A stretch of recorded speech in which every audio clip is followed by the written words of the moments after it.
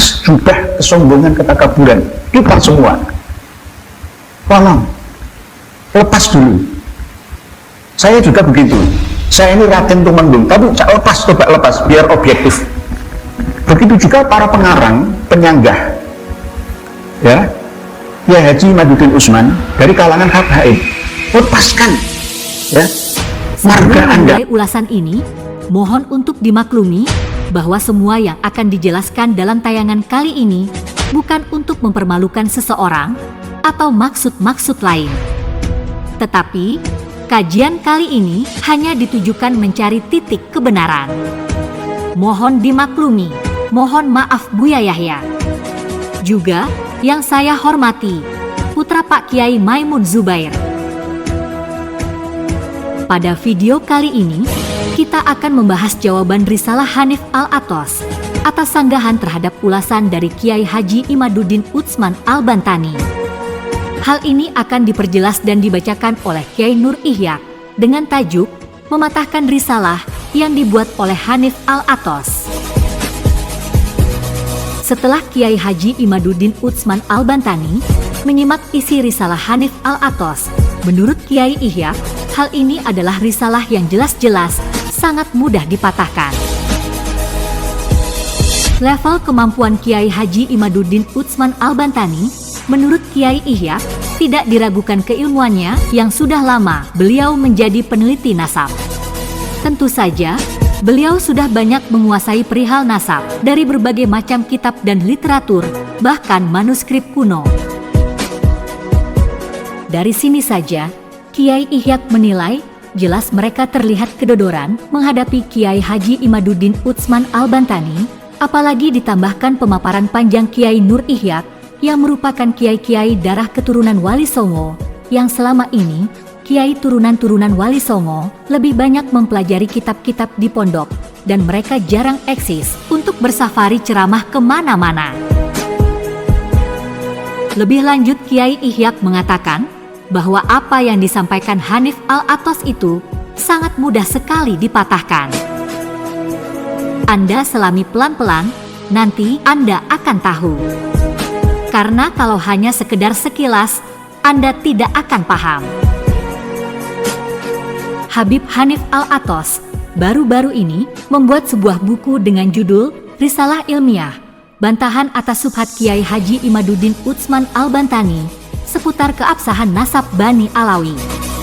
Namun, Risalah Hanif ini dinilai belum mampu membantah terputusnya nasab Ba Alawi, karena dalam keterangan Hanif Al-Athos itu hanya menyampaikan tentang pembicaraan para ulama terhadap nasab Ba Alawi mulai dari abad ke-9 yang tidak berhasil menyambungkan sanad dan riwayat antara nasab Ubaidillah dan nasab Nabi Muhammad Shallallahu Alaihi Wasallam. Bagi Hanif, mungkin pembicaraan-pembicaraan ulama besar itu, walau bukan merupakan sumber primer, bisa memperkuat nasab Ba Alawi, biarpun dari sisi ketersambungan sanadnya terputus, tetapi ketersambungannya terus dipaksakan. Menanggapi hal itu, Kiai Ihya mempertegas bahwa Hanif Al-Athos dalam keterangannya yang menukil pujian Syekh An-Nabani, wafat tahun 1350 alias abad ke-14, bahwa nasab Ba Alawi adalah nasab tersohih. Kiai Ihya mengingatkan sekali lagi, yang diperlukan bagi nasab Ba Alawi adalah ketersambungan riwayat, baik mulai dari Ahmad bin Isa yang wafat tahun 345 Hijriah, sampai munculnya nama Ubaidillah yang mempunyai anak Alwi pada abad ke-10 Hijriah. Yaitu ketika kitab Tuhfatut Tholib bimarifati men yantasib ila Abdillah wa Abi Tholib, karya Said Muhammad bin Husain As-Samarkandi, wafat tahun 996 Hijriah pada abad ke-10, yang memuat untuk pertama kali munculnya nama Ubaidillah yang mempunyai anak Alwi. Ketika ketersambungan nasab dari tahun 345 Hijriah sampai tahun 996 Hijriah ini tidak ada, maka semua pujian ulama setelah tahun 996 Hijriah, maka tidaklah berfaedah apapun dalam isbat sebagai dasar penetapan nasab bagi Ba Alawi. Menurut Kiai Ihya, Bagi Ba'alawi, diperlukan kitab-kitab muasyir yang semasa dalam setiap nama yang menyatakan bahwa ia adalah anak dari Fulan atau ayah dari Fulan. Sebab kemasyuran yang menyeluruh bagi nasab itu, menurut Imam Ar-Ruyani, haruslah setiap masa, bukan hanya di suatu masa. Misalnya abad ke-10, masyhur nama Ba'alawi sebagai keturunan Nabi, tetapi pada abad ke-9, ke-8, ke-7, ke-6, ke-5 dan ke-4 tidak ada satupun ahli nasab yang menyebut, maka dapat dipastikan secara ilmiah nasab Ba'alawi itu batil alias tidak sahih. Imam Ar-Ruyani yang wafat tahun 502 Hijriah berkata dalam kitab Bahrul Madshab jilid 3 halaman 134, sesungguhnya istifadoh atau kemasyuran nasab harus diketahui sepanjang zaman, tidak hanya dalam satu zaman. Bahrul Madshab jilid 3 halaman 134. Sebagaimana kasus keluarga At-Tabariyah Al-Arikoh dikenal sebagai keluarga yang melahirkan para ulama Mekah yang masyhur sebagai keluarga Nabi. Namun kemasyhuran itu setelah diteliti hanyalah masyhur di abad ke-9 saja. Sementara di abad ke-6, ke-7 dan ke-8, nasab mereka tidak masyhur di kitab-kitab abad sebelum itu. Kitab Ad-Dawamul Lamik Khulasatul Atsar, yaitu kitab abad ke-9 dan ke-10, mereka menulisnya sebagai Al-Husaini. Tetapi di abad sebelumnya, tidak ada riwayat yang menulis nama itu. Maka ulama nasab menyebut, hal tersebut adalah sebagai pengakuan baru yang sumbernya tidak jelas. Kiai Ihya lebih lanjut menyampaikan, Alawi sebagai datuk keluarga Ba'alawi wafat tahun 400 Hijriah dalam versi masyhur mereka bahwa Alawi adalah putra Ubaidillah wafat tahun 383 Hijriah bin Isa yang wafat tahun 345 Hijriah. Maka dari tiga nama ini, kita memerlukan kesaksian kitab nasab yang menyebut Alawi sebagai anak Ubaidillah dan Ubaidillah sebagai anak Ahmad, yaitu kitab abad ke-5 yang semasa dengan Alawi, bahwa ia memang benar disebutkan dalam kitab itu, Alawi sebagai cucu dari Ahmad bin Isa. Untuk itu, Hanif Al-Attas seharusnya berusaha mencari sumber data nasab dari kitab abad ke-5. Hal ini, setelah kita lihat ternyata Hanif Al-Attas menyebutkan bahwa nasab Alawi sebagai anak Ahmad yang menurutnya telah disebutkan di abad ke-5. Dengan demikian, alhamdulillah memang betul. Menurutnya, nasab itu telah disebut oleh Imam Al-Ubaidili yang wafat tahun 435 Hijriah, yang demikian itu disebut dalam kitab Ar-Raudul Jali, karya Imam Az-Zabidi, wafat tahun 1205 Hijriah, alias abad ke-13. Kiai Ihya meneruskan ulasan Kiai Haji Imaduddin Utsman. Beliau mengatakan, kalau apa yang disampaikan Hanif Al-Attas benar-benar terbukti, kita akan taslim, kita akan mengakui bahwa mereka adalah duriyah atau keturunan Nabi. Namun apa yang terjadi? Kiai Ihya berkata, kita bersedih. Lagi-lagi kita mendapatkan pemalsuan kitab Imam Az-Zabidi yang mengarang kitab Ar-Raudul Jali. Sekali lagi kita bersedih, sudah 2 kasus kitab palsu telah berlalu, sekarang bertambah lagi.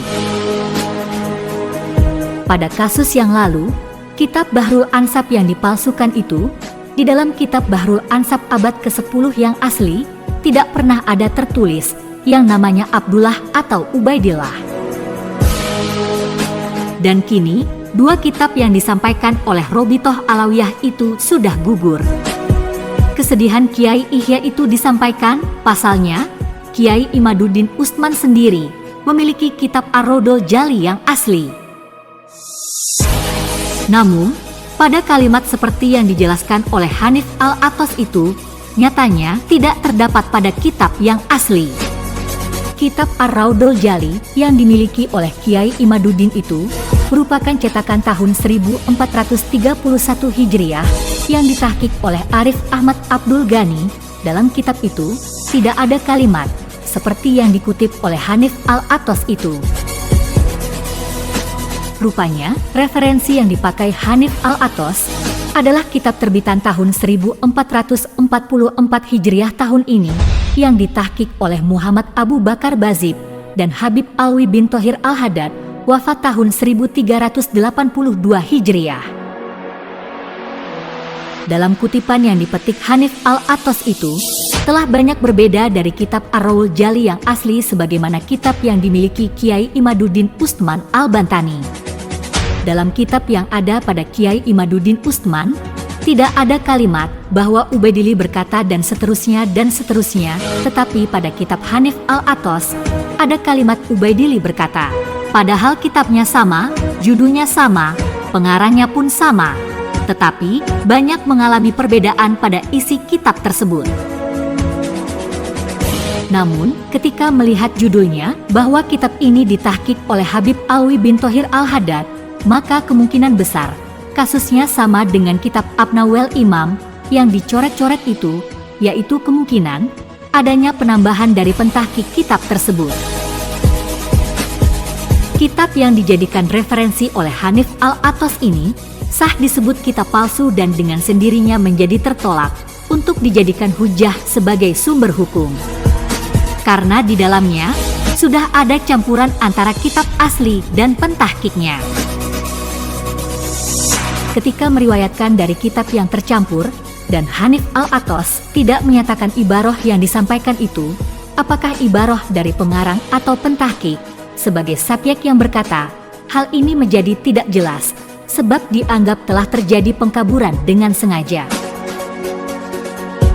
Bahkan konklusi dua cetakan kitab ini tentang Abdullah anak Ahmad, pengertiannya menjadi berbeda. Kitab cetakan yang ada pada Kiai Haji Imaduddin menyebut Abdullah sebagai anak Ahmad adalah termasuk ketetapan yang tidak disepakati. Sementara dalam kitab cetakan pada Hanif Al-Athos, justru hal tersebut menjadi yang disepakati. Maka disinilah perbedaannya. Padahal, semua isi tulisan suatu kitab, moral ilmiah itu sangat penting. Percetakan, pentaklik, pentahqiq dan penukil harus memiliki kejujuran ilmiah.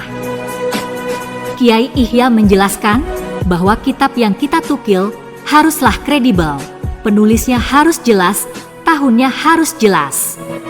Bila kitab itu isinya syarah, katakanlah bahwa itu syarah. Bedakan antara ibarah syarah dan ibarah matan. Sedangkan redaksi aslinya bisa dengan tambahan dalam kurung yang tulisannya harus dibedakan atau dengan ciri lainnya seperti warna tinta. Terutama kitab sejarah dan nasab, harus jelas zamannya kitab itu dikarang atau dibuat yang menjadikan saksi tokoh yang diteliti. Jika ada ketidakjujuran dari pihak-pihak seperti yang dijelaskan Kiai Imaduddin tadi, maka nilai-nilai ilmiah itu hilang. Hanif Al-Athos tak berhasil sajikan kitab yang jujur dan mesti bekerja lebih keras lagi. Sedangkan hujah lainnya, menurut Kiai Imaduddin, sudah cukup banyak yang ditengahkan oleh kiai-kiai lain. Banyak penyanggah lain yang menyampaikan dan semuanya sudah terjawab.